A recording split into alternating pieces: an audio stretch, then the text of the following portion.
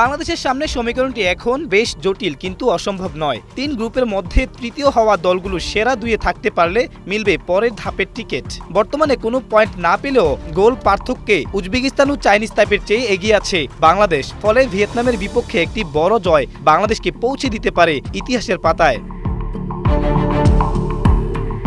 টুর্নামেন্টে প্রথমবারের মতো মূল পর্বে খেলছে বাংলাদেশ। শক্তিশালী চীনের কাছে 2-0 এবং আয়োজক থাইল্যান্ডের কাছে 3-2 ব্যবধানে হারলেও মাঠের লড়াইয়ে মেয়েদের পারফরম্যান্স ছিল প্রশংসনীয়। বিশেষ করে চীনের বিপক্ষে রক্ষণভাগ এবং থাইল্যান্ডের বিপক্ষে আক্রমণভাগের লড়াকু মানসিকতা দলের আত্মবিশ্বাস বাড়িয়েছে।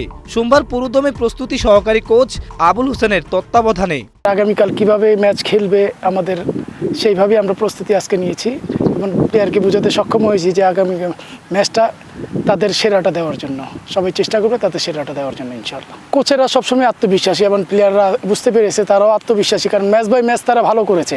আমরা 2টা ম্যাচ লস করেছি, বাট প্লেয়াররা খুব চেষ্টা করেছে তাদের সেরাটা দেওয়ার জন্য। তারা আগামীকাল সেরাটা দিয়েই তারা দ্বিতীয় রাউন্ডে যাওয়ার চেষ্টা করবে। অন্যদিকে ভিয়েতনামও তাদের সামর্থ্য প্রমাণের জন্য মুখিয়ে থাকবে। তবে বাংলাদেশের বর্তমান ছন্দ ও সমীকরণ মেলানোর তাড়না ভিয়েতনামের জন্য বড় চ্যালেঞ্জ হতে পারে। আক্রমণভাগে বাংলাদেশের মূল ভরসা সুরভি আকন্দ প্রীতি। গোল করার সামর্থ্য ও প্রতিপক্ষের রক্ষণ ভাঙার গতি হতে পারে এই ম্যাচের ভাগ্য নিয়ন্ত্রক। প্রীতির মতে দলের সবাই নিজেদের সেরাটা নিংড়ে দিতে প্রস্তুত। আলহামদুলিল্লাহ, টিমের সবাই সুস্থ আছে। তো আমরা কালকে একটা ভালো ম্যাচ আছে ভিয়েতনামের বিপক্ষে, তো ওই ম্যাচে আমরা জেতার চেষ্টা করব। তো আমাদের কোচ যেভাবে বলবে খেলার জন্য আমরা সেইভাবে প্লে করব।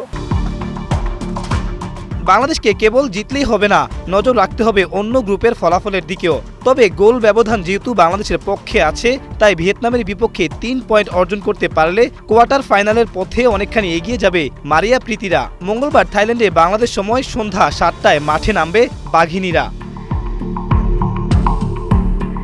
Swipe Ahmed, one sports.